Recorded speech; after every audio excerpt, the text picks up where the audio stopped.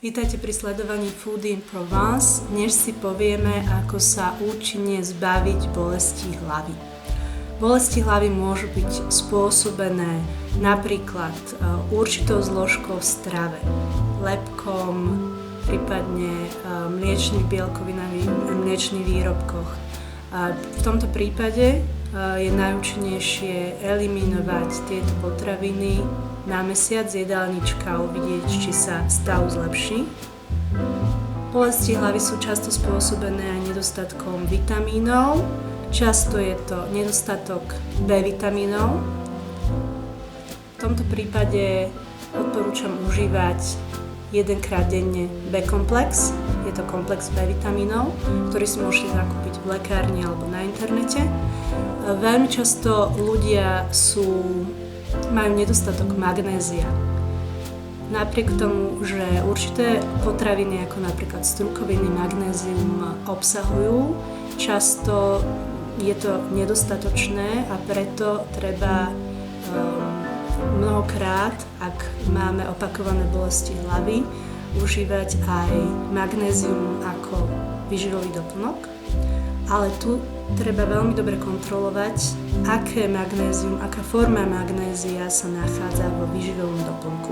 Osobne užívam magnézium citrát, prípadne aj magnézium glicinát a malát, ktoré sú veľmi dobre absorbovateľné telom, ale formy magnézia, ako napríklad oxid magnézia, ktorý je často vo výživoch doplnkových, ktoré môžeme kúpiť v lekárniach, sú telom veľmi málo absorbovateľné.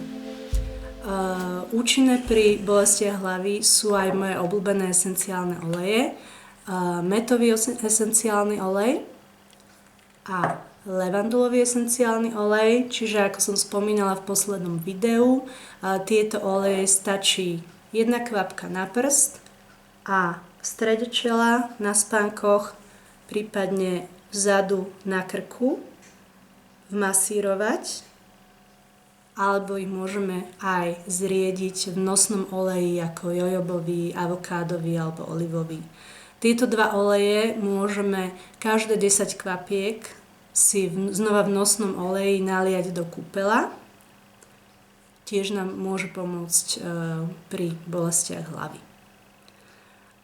Veľmi dôležité je piť dostatočne veľa vody, pretože dehydratácia je jednou z príčin bolesti hlavy. Veľmi účinná je aj reflexológia.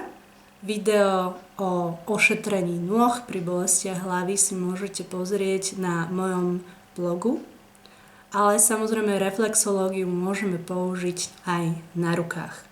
Tu sú účinné body, tzv. Reflexy.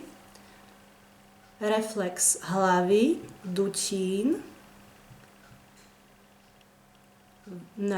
počnú s palcom, masírujeme a na všetkých prstoch podobným spôsobom. Takisto je účinný reflex hrubého čreva. Znova týmto spôsobom masírujeme minútu. Môžeme použiť aj esenciálne oleje na tento účel a veľmi dobrý bod je aj reflex tesne pred zbiehaním záprstných kostí, čiže znova masírovať niekoľko sekúnd, prípadne aj minútu. Dúfam, že vám tieto tipy pomohli a teším sa znova. Dovidenia.